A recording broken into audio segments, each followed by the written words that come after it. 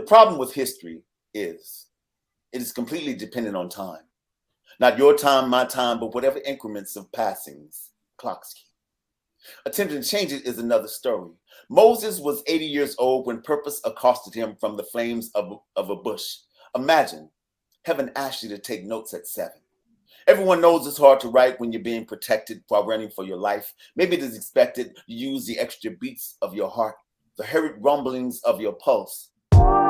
Welcome to the We Got Problems podcast with co-hosts Curtis G. Martin, Rhonda L. Brown, and Caliph Johnson Sr., the one and only podcast where solutions get discussed to our community's everyday troubles. Each week, you will hear mind-blowing conversations and actionable tips and strategies that you can implement in your daily life to become more effective. We got problems and we got solutions. All right, you guys, welcome to the show. This is We Got Problems podcast. My name is Curtis G. Martin. I'm here with my co-host, Rhonda L. Brown. Hey, everybody. I'm here with my second co-host, Caliph Johnson Sr. Hey, how y'all doing? And we have a special guest. Mr. A.J. Houston goes by the name of A.J. Word Artist. He's an author, poet, motivator, a mentor, conductor of sound, a black belt in Penjitzu. And we got that special guest to the show. AJ, why don't you go ahead and tell the people a little bit about yourself and who you are and what you do? What's up? I'm a poet, and I believe in the power of words. I believe that sound matters. I believe everything you say has to matter. It can't just be some innocuous. Words are never innocuous. It means something to somebody. Even if you gifted somebody something, they may not need it right now. But when the time comes, the echo will reverberate in the brains, and they say, oh, I don't have to remember who told me. I just remember it's necessary right now. So we got to believe that right now is the only now we have, and that's what we got to work with. But I'm a publisher. I have 8 books. My last 2 books are The Black Book of Blak and Still Blak. And The Black Book of Blak is a black book with black pages about us from Africa to now. Still Blak is a black book with black pages about everything that happened from the insurrection to Mike Brown, to everybody, to all the things that are occurring in our communities. And when we say Black Lives Matter, it only matters when somebody else is killing a black life, not when we taking a black life. And I think that has to be a conversation we have. Okay, I want to start it off. I'll start it off. I have to, because when I was reading the prayer, that's the only thing I could think about. Where were you at when you started? When you started this book, when you started to put this book together, how much time did you have? How many different? This is a lot of good work in here. How many different periods did you have to combine to even get this? Because when I read the prayers, the very first one, and it just took me right there to that moment. So, you know how words invoke feeling. You know what I mean? Like you're doing it to invoke a feeling, and that's immediately where you take me when I first opened it up. So what had to go into this book? This is a phenomenal book, by the way. I just want to let you know. I haven't gotten all the way through it, but I done got something there. It's good. Appreciate it. No, but Still Blak is only a compilation of about 4 months of work. That's it. Wow. About 4 months of writing. And I'm saying I actually write every day. I don't say I write every day like a line or a scribble. I'm saying I write sometimes a full-fledged, completed poem a day. And sometimes, and I really believe that we don't, people say, oh man, you're good at what you do. No, I've worked at what I do. Mm-hmm. It didn't come just because I can write a poem a day. Don't tell you all the times it took me a month to write a poem or a year to write a poem or how many poems I have incomplete, because I tell everybody that a lot of times we don't know what ideas are floating around the cosmos. We don't know what ideas are floating. So when you grab one, when you find one that you think is yours, what if the idea has other parts of that same idea floating around and see if somebody else wants it, if somebody else can grab it. So when you grab it, imagine the idea has a megaphone and the idea say, hey, we got a writer. You don't know how long it's going to take those other parts to come to you, but you have to be patient enough to understand that this is yours now that you've claimed ownership. So when you claim ownership, when a baby comes, you don't leave the keys at the hospital with the baby, think the baby knows your address. There's some things got to go in the process of even going to the hospital to prepare to bring a baby home. So consider if you, whatever you're writing, whatever book it is, whatever idea you have, whatever short story, it's a baby. You write it the first day, it's not finished. It can't be complete, regardless of how great you think it is. There has to be some there has to be some thought going in to say, because I believe if a picture is worth 1,000 words, your poem should be worth 1,000 pictures. So what were you seeing? Is there a background to that poem? Can you see the grass growing? Is there a breeze? Can you hear the leaves rustling, even if I'm talking about the inside the house? What can you hear?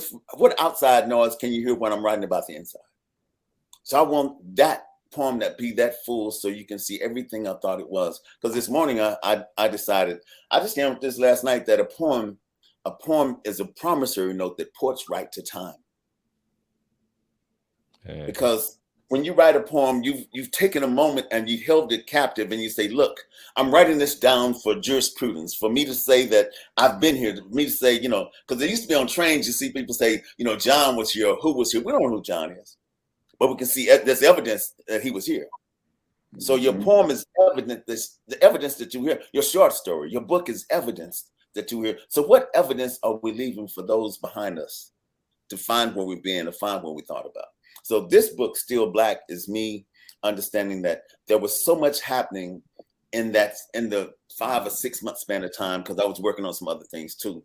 But sometimes you think about something and it's not ready for print. It's not ready to write down. But because there's a lot of poems in here that are historical references that are correct. I had to go read everything I wanted to read about something before I had enough information, because I don't start writing if I don't have all the information. I'm not going to piece a poem together and then find some additional truth. Because I say, if you read something and I wrote it and you think it's the truth, go read it for yourself. Because I'd rather for you to sound like you than for you to sound like me. Because you can sound like me if we're speaking the same truth. We can have the same sentence. But one, I'm sorry, I didn't mean to cut you off. No, you good. But it was, how certain poems call you. Yeah, and the reason I know that for sure. So, that's the reason why I asked, how long did it take to combine all of the stories? Because the one that called me was love, and I know that didn't just happen. So you know what I mean? We can talk about it. You know what I mean? That one called me though. I have a book. Let me show you how thick this book is. This book is What If There's No Titles? It's like 420 pages. And it's poetry. I'm saying it's all kind of poems. It's poetry. And after I finished the Black Book of Blak, my girl told me, she said, well, how come you don't write me no love poems? But this book is full of love poems for her, but it's like the Janet Jackson theory. Janet Jackson always said, what have you done for me lately? So it's not about last week. You got flowers last week and candy last week, but that wasn't even Valentine's Day. But today is Sunday. What you doing for me right now? And we have to understand that that's the truth, because love is ever present. Love is this right now thing. So we have to show love regardless of what job you're working on, because love is a job in itself. Love is the everyday 24-hour-a-day job that you got to pay attention to. So the poem Love came from her asking me to write her love. I'm like, and I had to tell her, I say, every poem I write is a love poem. Even if I wrote a poem about Martin Luther King, it's a love poem because I'm here with you, loving you. So I wrote a poem about Martin Luther King, but it's loving you in the poem. And, I don't know if you see it, but when you tell somebody, then they can see it's all encompassing, because whatever you feel or whatever you think goes into everything that you be, everything that you write. It doesn't have to have a name with any specificity. It's just that if I'm loving you, this is a love poem. Mm-hmm. And it's about this poem I'm looking at is about Viola Fletcher.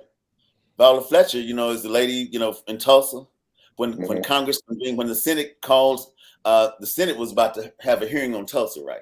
So they waited 100 years to acknowledge that Tulsa actually happened. But see, America likes no witnesses. America likes, that's why police kill black men when it's thing, because if there's one story, it's a possibility of that being the only record. So cell phones and truth and other people being there is not what America likes. But Viola Fletcher came and told her story, and she was only 7 when it happened. And I thought that was so amazing that a 107-year-old lady could sit there and read her own words, because I've seen so many people up in age that needed help to describe what they were saying or needed help to read what it was. But so I envision that heaven told her at 7 years old, this is your job. Remember this. Didn't say why, didn't say for what or for when. Say, remember this. So at 107 years old, they called her and she said, oh, is this what you was talking about? Because sometimes you got a job that might only be a one-day job. It might take you 107 years to do it. So, and that's the way I see our life. Our life, we don't know what we're supposed to do or what we're supposed to be, but we better do what we're supposed to do every day. Consistently. I love that. I love that you. I don't want to take it all, Butterfly. I know you. I keep trying to keep asking, like, come on. I'm sorry. So, okay, so how long have you been doing poetry? Because I know you said you were in like the military or you did something, you know. Oh, but see, I've been doing poetry. I've been doing poetry since, you know, a lot of people say I started writing early. But my mother read to me between 2 and 3 all of Dr. Seuss books. I remembered every book she read to me. Oh, wow. She thought I could read. When she found out I couldn't read, she started making me do my alphabets and do my numbers. I was doing alphabets for 2 hours a day, doing math for an hour a day, every day from 3 years old on. So at 4 years old, I could actually read anything you put in front of me. So, and I was so enamored. I was so amazed by Dr. Seuss, because if I say green eggs and ham, you could see it. If I say the cat in the hat, it was visible. But all these things were created from his imagination. So I always told myself that Dr. Seuss created everything from nothing. So I spend my whole life gathering all my nothings to create everything from. So this is me trying to find some nothings to write about, to make them possibilities. Hey, so we talked about earlier how poets and spoken word artists play on words or have wordplay. What's the meaning behind the title of Still Blak? Still Blak. If you look at the caption right below it, it says, we are still here. The ILL is they've been trying to get rid of us. The EAL is that everything that we've created, they've stolen. The EEL is that they keep filling us with lead, saying we're dying from lead poison, like this melanin is made of steel, and it's not. It's skin. And if you go through history, you find they did examples, they did experiments on Black men, on Black women, to say that our skin gives us the ability to not feel pain like everybody else. We don't feel this. So they would experiment on us without anesthesia, without anything else. So that's where the EEL comes in, because America has treated us as if we were made of steel, if everybody else has feelings but us. So I wanted to include all 3 stills. Wow. But you also included something on every page as well. And I know that was done intentionally, but what was your reasoning behind that? Well, I'm a true believer. Carter G. Woodson is probably the most influential person I've ever read a book from. And I've met Naeem Akbar. I hung out with Dr. Joseph Ben Yochanan. I've talked to a lot of people that I'm enamored by. Brother Smalls, the one that does the tours in Africa. But Carter G. Woodson wrote The Miseducation of the Negro. And every year the book means something different. So now I understand that the miseducation of the Negro is that we will have Black people with doctorate degrees, CEOs, and over all these companies with all this knowledge, Americanized knowledge. And we will forget our culture, forget where we came from. So the miseducation of the Negro is not that we will not be smart. Not that we would not have book knowledge and know everything they want us to learn. The miseducation of the Negro is that we will forget our place, forget where we came from, forget how to go back and help people.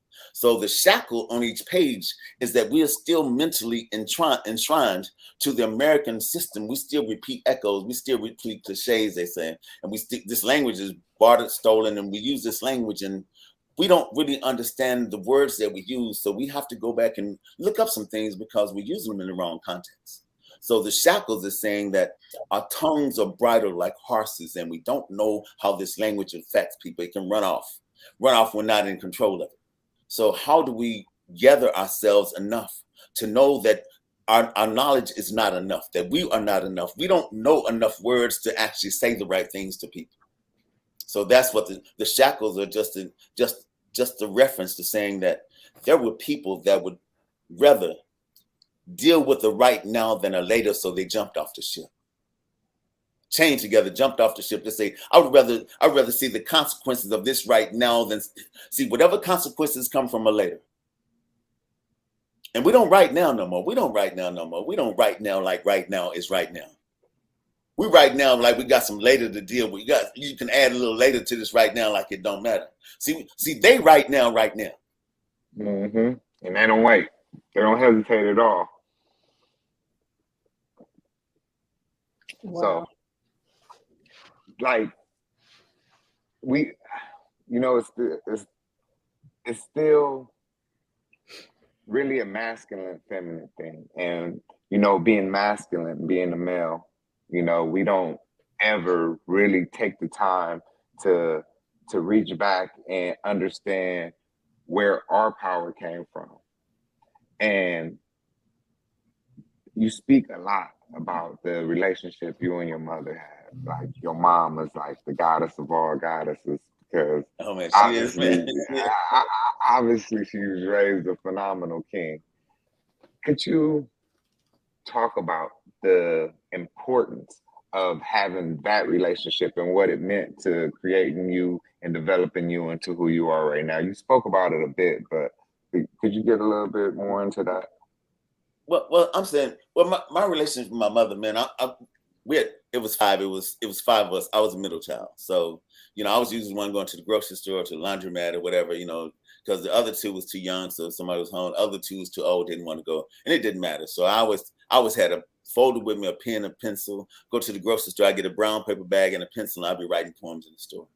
I was always writing. So my mother always took everything I wrote and act like it was the best thing ever. And I know it was, I know it wasn't nothing, but you don't know what a smile, what somebody's saying that you've done good, somebody's saying that this is good, how that enables you to write some better tomorrow.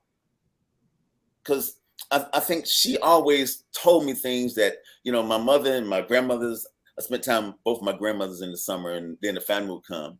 And it was like, they would always tell me, they said, Jeffrey, and they'd tell me all these lessons. And my grandmother would tell me, she'd say, we'd sit outside and she'd tell me, she was Greenville, Texas. There was a railroad tracks right beside her house. And she'd tell me stories about hobos that jump on the train, tell me a story about the train tracks, but every day the story was different. So what I learned from her is that every day you can see the same thing, but every story has to be different. Every day got to be different. So we don't take what we're given, we take what's necessary for us to further move the discussion, for us to further move the ideas that they gave us, because they gave us what they had. Well, we have to build from that. And my mother taught me how to build from everything, how to build from nothing, how to build everything from nothing, or how to have a box of nothings but see everything in it. That's powerful. That's powerful, to have a box of nothing, to see everything in it. That's big. Like your education coming up, like some of the schools you went to, what was it like for you coming through with this much going into it? Like, the school systems couldn't have had enough for you. They couldn't have had enough for you. Now, my education was strange. It's only me looking back trying to understand the question that you're asking. Because in elementary school, in the first grade, I was in the auditorium.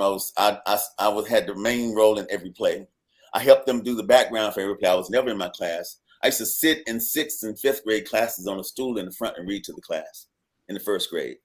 So, but nobody told me that wasn't what first graders do. See, what it is when somebody tell you you're not supposed to do what you're doing, that's when we begin to worry. But when everybody act like it's normal, then it's okay. So first, I didn't do anything in school. I'm saying, because I was already reading, I already multiply, divide, add, and subtract, and that was before I went to the first grade. So in the first grade, I went in there and I started reading. They send me all these classes. I'm reading to the classes. I'm sitting there and I'm in art, helping people do construction paper, doing all these. And I just thought that was normal. I didn't see anything different in it, but nobody told me there was different. Nobody told me I was different. So, and in high school, I had problems. In math, man, math is my favorite subject. I never wrote a full problem out. I couldn't. They would give me all these stages and steps to do, let's say, trigonometry or a quadratic equation. They give me the equation, and I'd write the second step, and then I could see the answer. And my math teacher would always ask me, he said, okay, how did you get that answer? I'm like, is it right? He said, yeah, it's right, but how did you get it? I say, don't worry about how I got it. When I miss one, show them what I got wrong. And they used to always get mad at me, but I tried to explain that I didn't know how to do the full thing because I could see numbers in my head and write the answer. So I couldn't explain and they couldn't explain. So we didn't even look search for an explanation. I had this and I was like, and they always marked it wrong because they thought I was cheating. And I'm like, no, I don't know how to do what you're doing, but I got the answer right, so I should still get credit for it. And no, they would not do it because they, it's always like, oh, you got to be cheating. You got to show me how you got this answer. But it's exactly like the first two steps, and I'll be like, oh, it's this, and they'd be like, how you get that? I lived in the principal's office, me and the principal's friends. And in high school, I learned this how to sign my math teacher's signature, the principal's signature, and a couple other people's signatures. So we'd always leave and go to lunch at Wyatt's and Luby's and all these restaurants. And they catch us coming back and they say, where'd you go? And I show them a thing from the principal, and his signature. And I say, okay. But one day the principal asked us where we came from, and I signed Mr. Campbell's name on it, and I gave it to him. He said, damn, I did sign this. When did I sign this? And I started laughing. I said, no, you didn't sign. I signed. I wouldn't tell him no lies because I'm like, I want you to know that I signed it and I'm going to keep signing it because we're going because I'm doing my work. but I was never short on words. I guess I got that from my father. My father and my uncle, they were men of the community. They used to give the ice cream man $100 bill in the summer. And, different weeks, but it wasn't for the summer. Give them $100 bill. Say, look, every kid in this community better have an ice cream when you drive by or you're not invited back to this community no more. And I'd never seen anything like that. And I was just thinking recently, how many kids that were in my neighborhoods that I didn't know thought the ice cream man was the best guy ever. See, we don't know what blessings look like when they don't come from the people that's blessing us. Uh-huh. Sometimes the blessings flow to somebody else before it gets to you. And you think the person that told you, that was deemed and demanded to tell you, is the person that's blessing you. They're just a messenger. Uh-huh. I just finished the poem the other day. It says, sometimes the mission is not the mission, it's the message. So we just hear the message and we don't know what the mission was. Can you read us a poem? Oh yeah, okay. I got, and they want to change history. The one I was talking about first. This is the one I referenced. And my best friend's mother. I don't usually preface any poems. My best friend's mother that passed away April 1st, 2020. His mother told me that she woke up with a dream, and she said, "I had this idea, and they want to change history. I don't know what it is." She said, But they told me I need to call you and ask you to write this poem. And I really felt bad about it. It took me some days to want to do it. I said, you can call me and ask me to write anything you want. So this is the poem I wrote, and they want to change history. It says, the problem with history is it is completely dependent on time. Not your time, my time, but whatever increments of passings clocks keep. Attempting to change it is another story. Moses was 80 years old when purpose accosted him from the flames of a bush. Imagine. Heaven asked you to take notes at 7. Everyone knows it's hard to write when you're being protected while running for your life. Maybe it is expected you use the extra beats of your heart, the hurried rumblings of your pulse to record that now for later. Heaven knows you can't unsee murder. White sheets with torches, policemen in uniforms firing guns at people who look like you. Bombs dropped from planes, blood spilled by the multitude, your house burning. The tears, screams, and prayers of the many feeling forsaken, black bodies laying in the street, in the alleys, and the windows, black bodies lifeless in the fires. Imagine. Heaven asked you to take notes at 7. Almost 100 years later, Congress asked you to tell the story heaven demanded you write. Here you are, 107 years old, telling your story, reading your own words. Viola Fletcher was 7 years old when the bush was ablaze, when a house caught fire, when the pages were burning, when she couldn't unsee the horror. Last thing America wants are eyewitnesses, people watching, cell phones recording. She was one of the 3 remaining who could tell that story, her story, 100 years later. Why is it always pain? Always floods, 40 days or less of rain, of storms. Why does it always trees, crosses glowing, bushes and fire, burning buildings, stray bullets, bombs? Why is it always us? Always minorities, always missing justice, always silence, police, corners, no courts, just funerals, t-shirts. Why are we always marching, chanting, asking for justice like it's been here before? Why would history have to repeat itself when it's still speaking for the first time? It is abundantly clear we don't know where we come from, where we're going, who we're falling, who's leading this time. How can we still niggas? How can we still niggas, still running, still scared? Why are there still 47 states run by people who don't like us? Why are we not voting, helping, thoughtful? Don't care if our rights to vote is stripped, taken. I'm beginning to believe America's history is a song written by Francis Key, Zeus, Grand Dragons, sung by those told stories, hummed in distant melodies someone else remembered hearing. The writers failed to see themselves. America's history is where every horror movie began. It is the tale of forgotten lullabies no person covered in melon could ever listen to at bedtime. Imagine the burden of Tuskegee, of Texas in June, of Tulsa, the burden of not forgetting, of holding this much death, this much pain. How could this much truth lay abandoned in the chest of a 7-year-old witness until this country was ready to listen? America wants to change history, write themselves moral with character, claim they were better, place a Brooks Brothers suit on Jim Crow, give the Klan a different purpose, write police as protectors, Columbus as decent. America must have never read of Moses, of the plagues, of the patience of Job. Why is it always fire? Always us? Why are we still wishing, praying the same prayer, still hoping we don't get stopped, shot? Why niggas don't get arrested, just dead? Imagine if it was you, 107 years old, could you still read, still remember? Could you sit there, tell it the way heaven demanded you to remember? Wow. I got you.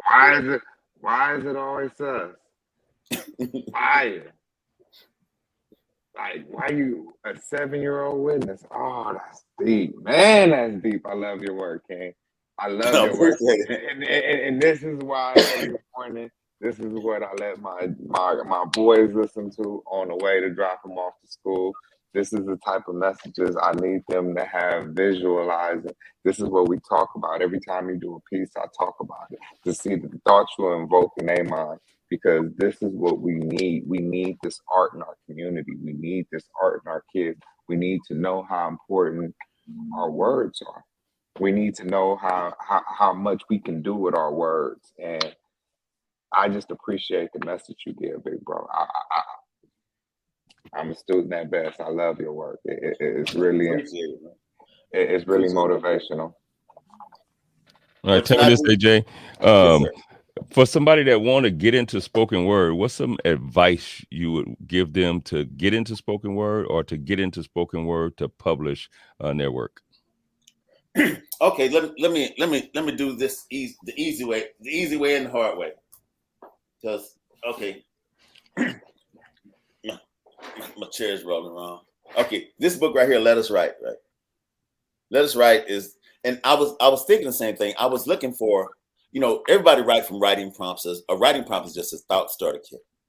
But I was trying to figure out if I could create. I was looking for a book, but every book I've created, I was looking for a book like it and didn't find it, so it became my job to do it. So the book Let Us Write, the reason I brought this is 365 writing prompts. And the writing prompt is just asking you to write 10 minutes a day. But when you get to the back of the book tells you that you've already written a children's book, a stage play, a book of short stories, a movie tree, and a book of poetry. But what it is a lot of times when you think you know what you're looking for and you just want to write a book, what kind of book you want to write? Because when I do creative writing classes, I don't teach people how to write poetry. I teach people how to write what they see. Because I really believe if you can write, if you read what you've written, is it what you thought you saw when you were writing? That's the only thing I try to teach people. How do you write what you see in exactly the way you see it without using cliches and American English and without stealing some rapper song or some line from a movie? Because maybe they don't like your music, same music. Maybe they've never seen the movie, so you got references from Denzel's movie because it was popular, or references from Jay-Z or one of your favorite rappers, and people don't listen to that music. So now you got a poem that nobody understands. Mm-hmm. You write what you see. The only thing they can see is what you told them you saw. Mm-hmm. So my goal is to teach you how to write you in plain English with better words, because you don't hear a lot of cussing. I have cussing probably a couple of poems, but you don't hear a lot unless it's therefore because it was necessary at that particular juncture. But see, I perform at churches. You know, I would the church I was there's a church asked to do Kwanzaa every year in Fort Worth. We do Kwanzaa every year. So we went there and they had this it has this big picture about 42 by 72 frame picture of Harriet with a shotgun and everybody's ducked down. And this book, the Black Book of Blak, this is the one that started everything, because I started writing the Black Bible. My best friend, I said, we're gonna write the Black Bible. We're gonna call it the Book of Niggas. Call it the Book of Niggas. It got to be 40,000 chapters, even if the chapter is just one, to represent all the chartered round trips from Africa and all these countries of stolen bodies.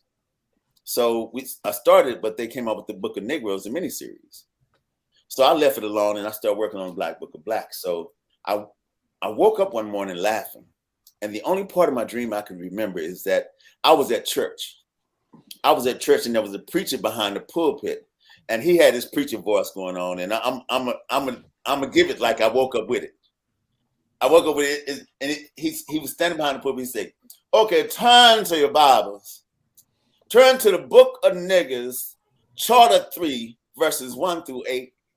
Everybody find the passage and read with me. Okay, the Book of Niggas, Charter 3, verses 1 through 8. And he started reading. And I'm gonna find Charter 3 so you can. Let me find Charter 3 in here, and it'll give you more. I guess a more rounded idea of why I was laughing. And see, it's a, then it says, verse 1. Most places had a name. We called where we lived our village. Even visitors called it our village. We were all family. If not from the same blood, we shared the same bond of being human. Verse 2. Our medicine man traveled, healing the sick in all villages. Our chief, a great medicine warrior, championed to many victories. In our village, we never planned to call it anything else but our village. Thought it would stand erect for our children's children's children. Verse 3. And it was going through, and I could see him behind the pulpit reading from the Book of Niggas. And it sounded like it was supposed to be a book, So in the Black Book of Blak, I wrote excerpts from a book that was never written. It's a excerpts from the unwritten book of the Book of Niggas, written in charter and verse. And that's how that came about. So I had to find a book to put around those things, because I didn't want to do the Book of Niggas, because Book of Negroes is already, I didn't want to sound like I was a copycat. Yeah, that took some of the flame from what you were doing, but that's an excellent way to chop it up and actually keep it as your own work. And you know what I mean? Yeah, that's fly. To be able to put a book. So can I ask you this? Like, when did you put your first book, your first piece of published work? How long ago did you put your first book out? Man, my first book, never got published. First book never got published. The title of the book was "It's All a Part of Life." I sent it to about 12 different publishing companies, and I got all those rejection letters. And I was going to Kansas State at the time, and there was a Black professor doing open mics at Kansas State. So I'm doing open mics. I'm reading my poetry, and I gave him a stack of poems. He said, "Look, you can't write like this. You can't write. You got to do this. You got to write like this. This is what you need to do. Take this poem and make it like this." So I took out my poems and I was taking his word, because he's a professor. He got some alphabets, some capital alphabets behind his name. You know what I'm saying? He got some capital alphabets with periods behind his name. So I started trying to do it. And then I say, damn, it's not, it took me a while to figure out that's not me. And I saw the rejection letters. So I'm like, okay, so I started reading all the books on how to publish, how to self-publish. And then I wrote a poem to him, and I went to the open mic and I did this. It says, "And you told me I couldn't do it." It was like, right, I mean, like a real poet. And that was a poem. And that was so unnerving, so relieving to me, that I had to accept my way of writing, my way of thinking, my way of penning. So my first book, it took me years to publish my first book, but that one was never published, because I decided that I want to wait to my 32nd book, send it to all the publishing companies that told me they didn't want to publish my shit. And then they're going to ask me what else I got. And I'm going to send them 31 more books.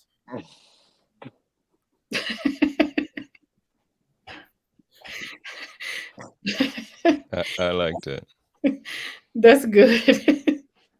I can get like that too. Simplify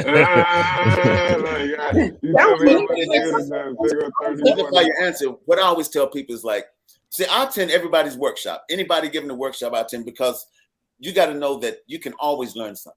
And sometimes you can learn not to do what it is they're teaching you. Mm-hmm. And I'm not saying that's the case, but I'm saying, but there's a lot of people teaching things that they don't know how to teach. But you don't know that until you go and participate in the class. So what I always tell people is, look, I want to show you how to write better. I don't want you to write like anybody else. I want you to write like a better you, to know exactly why you're writing this, of what this line means. And if you write it like I don't understand it, you wrote it, so leave it like it is. I'll figure that shit out. I want you to find confidence in your ability to say what it is you say and the way you say it, and know that I make up words all the time. I make up words all the time, and I give them a definition. I say, if y'all don't like it, I'll go wake up Dead Webster, tell them to add it to the book tomorrow. So Google the day after that, Dead Webster have it in the dictionary. This book is gonna be a word. I made it a word. If you don't stick to who you truly are, things wouldn't change anyway. Even looking at like how rap has evolved, which is evolved into some some mess. But over the years, when it first started, look where it was, and then it was somebody that had a different idea, a different way of doing things. If they would have stuck with what was the norm or what you're supposed to do, it wouldn't have changed. Yeah, I agree with that for sure. But then we got to look up the definition of evolving and see how we want to attach evolution to different things, and as though it can evolve in reverse. I'm not declaring anything a reversal of sort. So I'm just saying we got to know the words that we're attaching to certain subjects, because there's some questions I got. I got some questions for some rappers. We see. I'll go here because I don't know. I grew up and I'm an '80s baby, so the era that I grew up in, hip hop means something different to me, and because it means something different to me, I was really careful about who I was even digesting at a young age. Yeah. And an interview, I'll never forget an interview. I actually met Pac one time. He did a Geronimo Pratt a rally at Lamert Park, and he came and he performed. He was just one of the realest people I've ever saw. But he always says something, and it stands true to this day. When you listen to these artists, hold them accountable for what they say. Believe it. And Believe not that. They might not be telling the truth, but hold them accountable for what they say. Did you see about 2 weeks ago? I can't think of which two rappers it was. They were trying to get a law passed to get Congress to agree that they couldn't use the lyrics of rap songs in court against the rapper that they're filing charges against. I'm like, so why you turning state's evidence on yourself? if you don't want to use it. So these my thing, are doing it for views. They want to be popular. Yeah. I don't know. I think though too. You can rap about something and it might not be your story, but since you grew up in that area, then they want to tie you to something, and they tie you to some type of RICO something. They put you with that. That's a whole nother story when they start using the laws for evil, right? Like, I get it. Don't put nothing out there that's going to get you in trouble. But as an artist, we tell other people's stories. No, I see what you're saying, but I don't think that's the context that they're trying to do the suiting. Because see, that's like me saying Mary had a little lamb. They didn't want to know where Mary is. They stole a goat. Yeah. I'm saying I don't think it's that context. I think it's that they're saying that they used to be on the corner. They used to do this. They used to do that. They used to do that. And now they got records of something that happened in the same time you talking about you was on the corner. So now it's like, okay, so so I'm saying it's that context. But I really believe, to me, rappers, it's like, if you got all this money, can't you pay some people to come and teach you how to write better? You ain't got to go to school. Pay somebody to come and get some classes in your basement, in your studio. Get some classes to the people that you got with you. Give some classes on literacy, on how to write and how sentences work and how verbs and consonant and adverbs and shit, how does shit look when it's written down. You know, can't you do that if you got all this money? And that's all I'm saying is, how are we going to get better if we're not willing to look at what better looks like? Yeah, but you got to look at the people in charge too, the people that are promoting the companies, the labels that are putting this stuff out. They want to keep us. I'm not including them. I'm just talking about the person in general. You know how many people got degrees that had degrees that's doing, Lil Wayne's a dope person. He played all kind of music, but that's not what they're paying for, but he still play all kind of music. So that's not relevant to what he's playing. I'm saying, so you can get the knowledge not relevant to what it is you're doing, but you need to hold on to the knowledge because somebody gonna ask you one day to come to this university and talk to these kids. And I don't want you to sound like a football player, a running back in football that never took a class in school, that get up there and don't know how to put sentences together. I don't want you to sound like that this is an accident that you're in this particular position. See, we can get places by accident, but you can't stay there by accident. Right. You got to work to stay there. So you've done a lot of speaking in your time. You've done a lot of pieces for families and stuff. What are some of your favorite pieces that you could think back? Because I know every piece is your favorite piece at the time it was created. What are some of the most memorable pieces and some of the ones that stand out to you? Well, I guess my most memorable is I moved to Las Vegas from Mississippi. In Mississippi, I was doing writing workshops in schools. I worked with the space Dreams of Hattiesburg. So I did a summer writing program. I called it a summer action program, but it was writing. They said, how you going to call action writing because it's moving? So I did that and everybody came, their parents came, everybody liked it. But it was one person from this school in Tylertown. It's a poor town in Mississippi. So I went to the school and I talked to them. I said, look, I want to do some workshops. They said, well, we don't have a budget for it. I said, okay, cool. I said, I'll do 5 free workshops and I bet you'll make a budget for it. They said, okay, we see. So I came after the second workshop. Students saw me in the hallways. Teachers saw me and say, where you at? Whose class you in? They would bring their whole class and teachers would come. And I tell everybody that everybody that came to my workshop is a student. I say, I'm a student. I say, because why do you think they call our eyes pupils? Because we're supposed to be attending classes to learn something. Mm-hmm. So they all come, and the seniors that year voted on who they wanted to speak at their graduation. They unanimously voted for me to be the speaker. But I thought I was just a guest speaker, because everybody I've seen always have these prominent people, governors and all these people. And I called them about 2 days before. I said, okay, how much time I got? What, 5 to 7 minutes? I'm trying to get my speech right. They said, oh, no, you the speaker. And I was like, what? So I had to go back and revamp everything I thought I was going to do quickly and make it this speech. So I say, what can I tell these students that they remember? Because I started off telling them how graduation works. I say, let me tell you how graduation works. I say, so when you were a baby and you saw people moving around, you said, I just want to move like them. And we started crawling, you said, I just want to walk like them. So you graduated from crawling to walking. Then you saw people leaving outside the door to a bus, and you say, I just want to go like them. So then you graduated to going to a school. Then you saw people getting on a bigger bus. I just want to grow like them. So you graduated to that bus. Then you saw people going to a bigger school and other school. You said, I just want to. So you graduated 5 or 6 times from being a baby. So graduation to you is normal.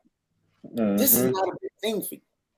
I say, but what you got to understand is that every bus you see, every plane you see, every Bugatti you see, every Mercedes, every airplane, G5, whatever you see, has a battery. Every battery has a positive and negative cable on it. So stop listening to people telling you got to get the negative people out of your life.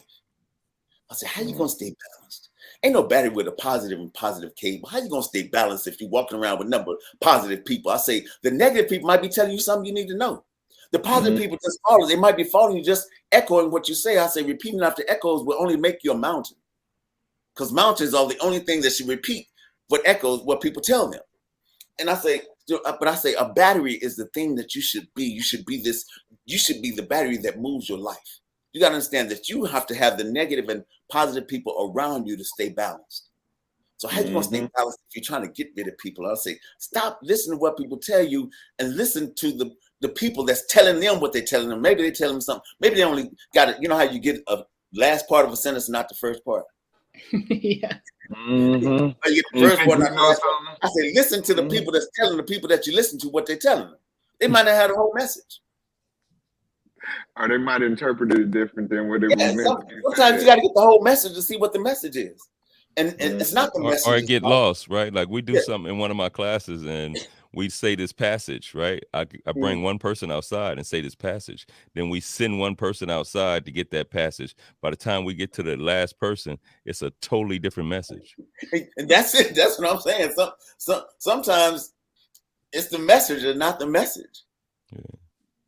Yeah. But it was Tyler Town when I went and spoke to the seniors, and we had a nice conversation. I had the parents participating, had the students talking. I had everybody knowing that, look, this graduation is different because now you have the propensity to leave where you've grown up.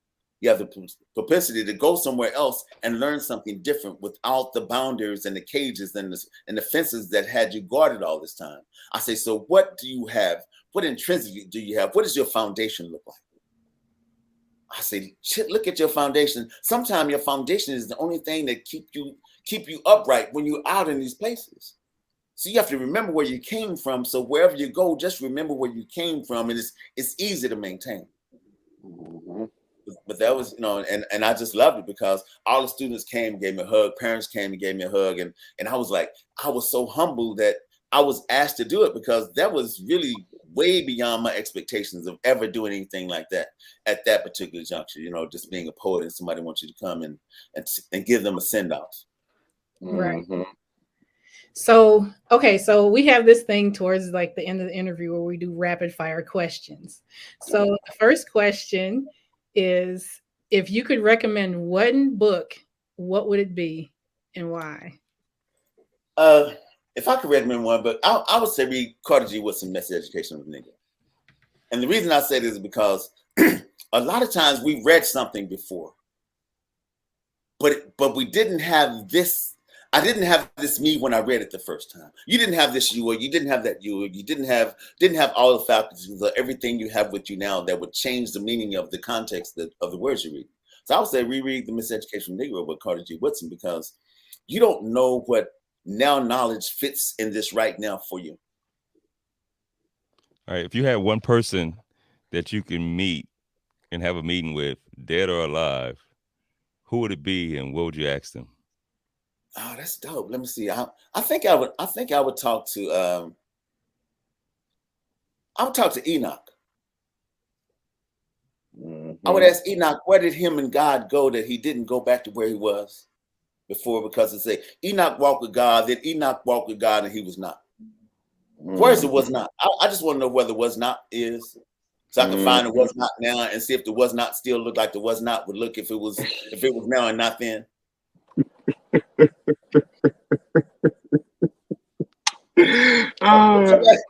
What you laughing at, man?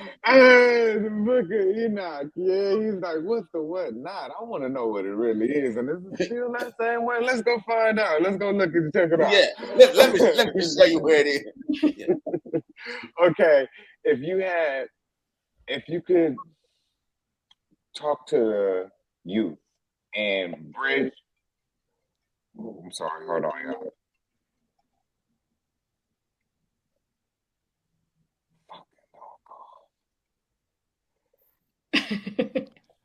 I'm sorry, y'all.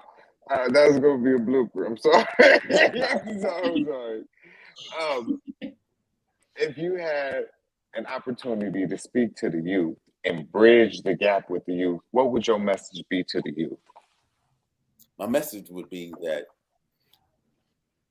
there was a time in history where a raised black fist was a brotherhood thing, where the skin made us family. So we need to find a reason that we can't agree to disagree if we have the same color. because it's easy for us to forgive anybody else that don't look like us, but we can't forgive family for nothing. So how do we begin in a forgiveness groove? Because what are you mad at the people in your room about? What are you mad at the people across the street for? What are you mad at the people in your neighborhood for? Let's sit down and have a forgiveness conference. Let's sit down and talk about this thing. How can we have an open dialogue on what it is? Maybe there's a misunderstanding. Maybe the translation just didn't translate right when it left your lips to hear somebody else's ears. But that would be my conversation is let's see how to make this skin be family again. So, what is one of the most important things you have learned along your journey? Well, the most important thing I've learned in this journey is that everything I thought I knew was nothing that I needed to know. And now everything that I'm learning, I know it's just like the things I thought I knew, but it's still me. I have to search myself to see how it's applicable to my right now, because we have a lot of things that we see that might be tomorrow's message, but it's not applicable to right now. So what is applicable to my right now that I can further commune with, further build a community with? And that's what I would do is how do we build a better community with what we have in reach, what we have right now, instead of saying wait till tomorrow or next week, or we've got a meeting on the 23rd of April or whatever. How can we bridge this right now and make this right now worth now? All right. So if you had to advise somebody on an investment, no matter if it's cryptocurrency, stock, spirituality, what would you tell them to invest in? Well, first I tell them to invest and to read and to recheck yourself, check your bones, check your family history, check your mind. Where are you? What do you want out of whatever it is you're investing in? And what are you willing to sacrifice for this investment? Because it doesn't matter if it blows up, but if it don't work, what are you willing to sacrifice for this thing that you want to invest in? And how much of you are you willing to put into it? And once you come up with that, I say read everything about it, invest in it. But I want you to know that you have to be willing to sacrifice something for whatever it is you're trying to get. Oh, okay.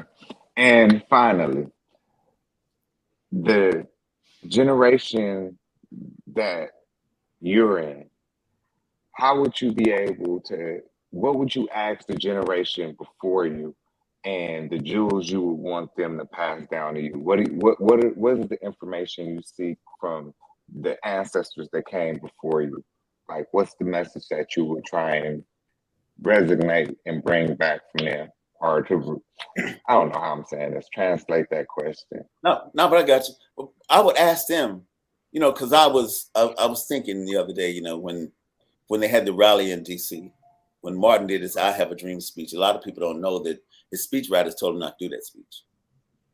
You did it too many times in churches. Don't do the speech. I don't think it's for this thing, for this event.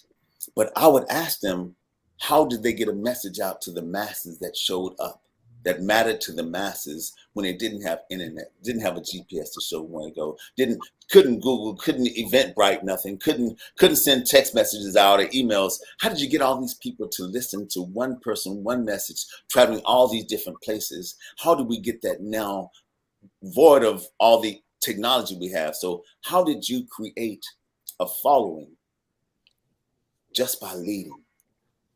And how do we make that happen now? The title of the poem is Bag of Bones. I had a conversation with a guy, and I have Bag of Bones in the poem, but I never really, when I write something, I need to see I want to see it tangible. I couldn't see what it was, so I had to write a poem about it. So this is Bag of Bones. I wonder if my father likes what I write. The thoughts for which my pens will forever suicide themselves to force into existence.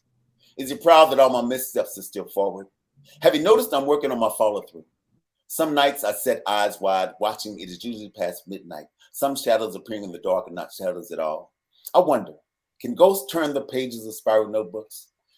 Does he read my journals? Has he viewed the latest pain inked ripped from the skin with surgical precision? If there's no blood on the page when you write, why write? Have you finally found comfort in your uncomfortable truth? My father would say, you're a wasted skin, a mere bag of bones if not walking in your purpose. What's your mission? Have you recognized the whispered charges from ancestors? Have you heard all the things time is demanding you to complete? How high is your usual rate of failure? Consider each success a melted snowflake at the bottom of an avalanche.